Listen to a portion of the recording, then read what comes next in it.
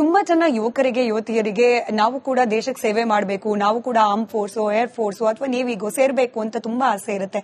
But ಅನೇಕರಿಗೆ ಗೊತ್ತಿರಲ್ಲ ಎಷ್ಟರ ಮಟ್ಟಿಗೆ ಡೆಡಿಕೇಶನ್ ಬೇಕು, ಆ ಪ್ರಿಪೇರ್ಡ್ನೆಸ್ ಅನ್ನೋದು ಹೇಗೆ, ಹಾಗೆ ನೇಮಕಾತಿ ಆಗಬೇಕು ಅಂದ್ರೆ ಏನೆಲ್ಲಾ ರೀತಿಯ ಎಕ್ಸಾಮಿನೇಷನ್ಸ್ ಅಥವಾ ಕೋರ್ಸಸ್ ಇರುತ್ತೆ, ಇದ್ರ ಬಗ್ಗೆ ಹೆಚ್ಚಿನ ಮಾಹಿತಿ ಇರಲ್ಲ. ನಿಮ್ಮ ಮನೇಲಿ ಇಬ್ರು ಮಕ್ಕಳಿರೋದ್ರಿಂದ ಹಾಗೆ ಇಂಡಿಯನ್ ಆರ್ಮ್ ಫೋರ್ಸ್ಗೆ ಅಥವಾ ಇನ್ ಜನರಲ್ ಮಿಲಿಟರಿಗೆ ಸೇರ್ಬೇಕು ಅಂತಿರುವ ಯುವಕರಿಗೆ ಯುವತಿಯರಿಗೆ ಏನ್ ಹೇಳಕ್ ಇಷ್ಟಪಡ್ತೀರಿ? ಸೊ ಅದು it's the best career one can choose. Especially ನಮ್ಗೆ ಇಲ್ಲಿ ಕರ್ನಾಟಕ, ತಮಿಳುನಾಡು ಆ ಕಡೆ ಜಾಸ್ತಿ ಅವ್ರಿಗೆ ಮಾಹಿತಿ ಇಲ್ಲ. ಬಟ್ ನೀವು ನಾರ್ತ್ಗೆ ಹೋದ್ರೆ ಎಲ್ಲರ ಮನೆಯಲ್ಲಿ ಯಾರಾದ್ರೂ ಒಬ್ಬ ಫೌಜಿನಲ್ಲಿ ಲೈಕ್ ಆರ್ಮ್ಡ್ ಫೋರ್ಸಸ್ ನಲ್ಲಿ ಇರ್ತಾರೆ. ಇಲ್ಲಿನೂ ನಮ್ಮ ಸಂಸ್ಥೆ ಮೆಟಮಾರ್ಸ್ ಫೌಂಡೇಶನ್ ಅಂತ ಅದರಲ್ಲಿ ನಾವು ಇದೇ ಮಾಡೋದು, awareness about the armed forces. ಹೇಗೆ ನೀವು 12th ಆದ ಮೇಲೆ NDA ಬರ್ದು ಇವಾಗ ಲೇಡೀಸ್ಗೆನೋ ಗರ್ಲ್ಸ್ಗೆನೋ ಸೇರ್ಬೋದು.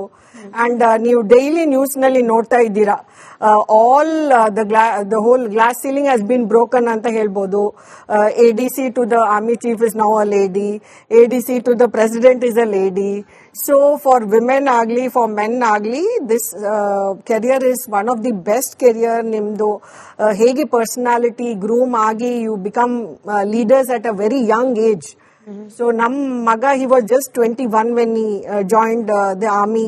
So ಅವ್ರ ಜೊತೆ he was leading some 80 men, you know.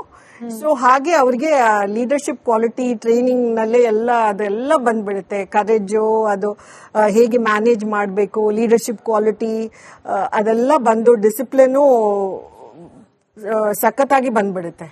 ಇಲ್ಲದ್ರೆ ಅವರು ಲೈಕ್ ಜೆನ್ಜಿ ಎಲ್ಲ ಹೇಗಿದ್ದಾರೆ ಮಿಲಿನಿಯಲ್ಸ್ ಅವರು, ಹಾಗೆ ಎಲ್ಲ ಕಾಲೇಜ್ಗೆ ಹೋಗುವಾಗ ಉದ್ದಕ್ಕೆ ಇದು ಹೇರ್ ಕಟ್, ಲಾಂಗ್ ಹೇರ್ ಅದೆಲ್ಲ ಇದ್ದ ನಮ್ಮ ಮಗ. ಸೊ ನನ್ಗೆ ಒನ್ ಫೇಸ್ ಇತ್ತು where I was very very